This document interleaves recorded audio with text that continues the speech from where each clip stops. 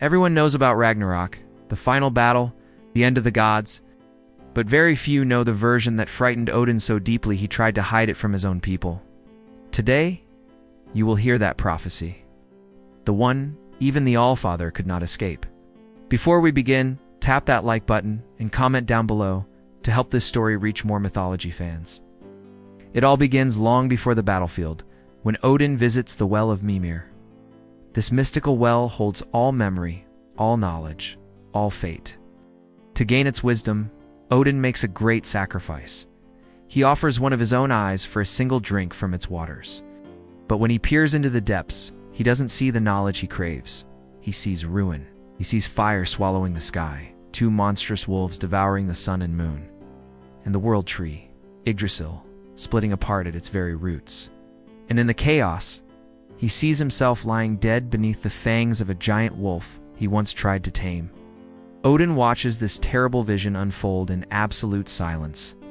There's no rage, no denial, only a cold, deep dread. He understands this isn't a warning he can heed or a future he can change. It is destiny, and it cannot be undone. He returns to Asgard, the vision seared into his mind, and begins the impossible task of preparing for a future he despises. He trains his warriors, the Einherjar, relentlessly in the halls of Valhalla. He dispatches his Valkyries across the 9 realms to gather the souls of the bravest fallen heroes. He forges alliances, even with his enemies, and delves into forbidden magic, seeking any advantage, any sliver of hope. But nothing brings him peace. The prophecy whispers to him in his sleep, a constant, tormenting reminder. The wolf will rise, Fenrir will break free. Now, Fenrir wasn't born evil. He was a child of chaos, a son of the trickster god, Loki. But as he grew, his size became monstrous, impossible. His jaws, lined with teeth like daggers, could stretch wide enough to swallow a god whole. The Aesir, the gods of Asgard, grew to fear him. They tried to bind him with the strongest chains they could forge, but he snapped them like twigs, so they resorted to deception. They commissioned the dwarves to create a magical ribbon called Gleipnir, a thin, silken thread made from 6 impossible things: the sound of a cat's footfall, the beard of a woman, the roots of a mountain, the sinews of a bear, the breath of a fish, and the spittle of a bird. They presented this ribbon to Fenrir as a game, a test of his strength. But the wolf was no fool. He sensed their deceit. He agreed to be bound only if one of the gods would place their hand in his mouth as a sign of trust, a guarantee of their good faith. Only one god was brave enough to step forward: Tyr, the god of war and justice.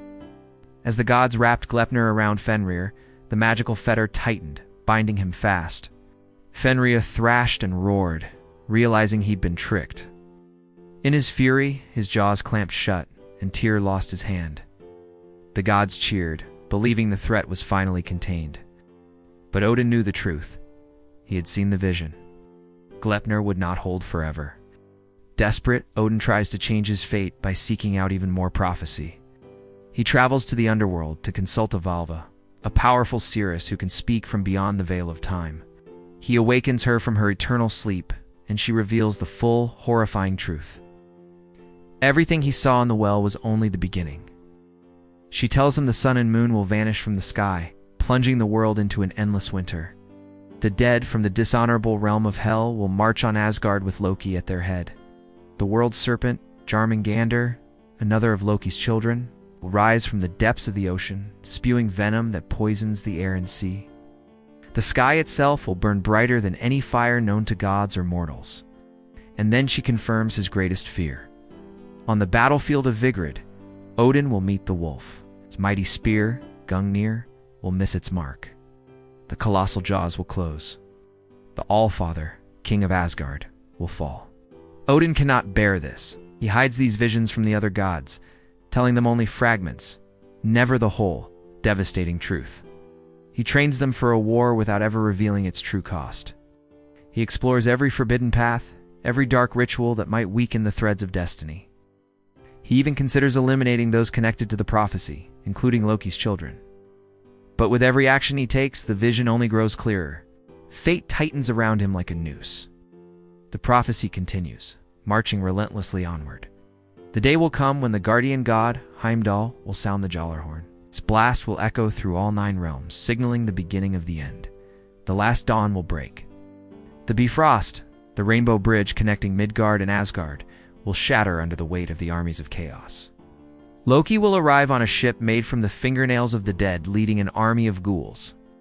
The fire giant Surtur will rise from Muspelheim, brandishing a flaming sword large enough to cleave the sky in two. Thor will fight the world serpent, and though he will slay the beast, he will take only 9 steps before succumbing to its venom. Countless gods will fall in the ensuing slaughter. And then, the fated moment arrives. Odin, astride his 8-legged steed Sleipnir, confronts Fenrir. The giant wolf towers over him, its eyes burning with ancient hatred, its fur matted with the frost of ages. This is the moment Odin has tried to avoid since that fateful day he drank from Mimir's well. There is no mercy, there's no negotiation, there's only destiny.